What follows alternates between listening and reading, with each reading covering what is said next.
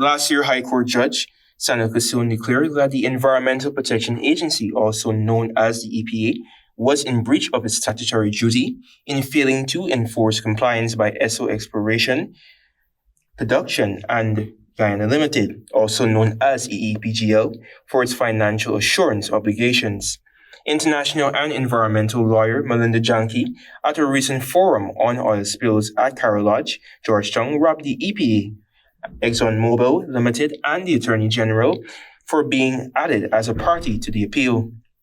She has deemed this a conflict of interest.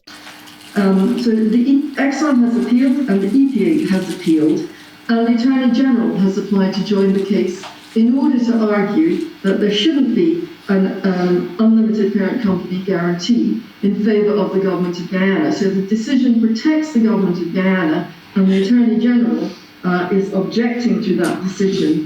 She urged the judiciary to study the complexities of the oil and gas industry and recognize the far-reaching implications for Guyana and its neighboring states, whose economies are dependent on marine resources.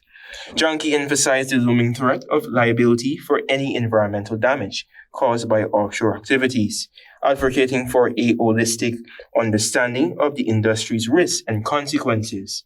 The environmental impact assessment for Liza 1 says that Exxon can dump 4,000 barrels of sewage into the ocean every day. We don't know where the sewage is coming from. Guyana is going to get a gallon of sewage for every barrel of oil, which roughly sums up the deal that was signed. In addition to that, they're dumping ballast water, which has invasive alien species in it, produced water, which has pollutants in it, hazardous waste, which will be dealt with on land. They're raising the temperature of the water. There is noise pollution. Over the project's lifespan, this breaks down to 1.4 billion barrels of sewage discharged into Guyana's offshore waters, posing an imminent threat to the wider Caribbean region. Antonio Dey reporting for the AGP Nightly News.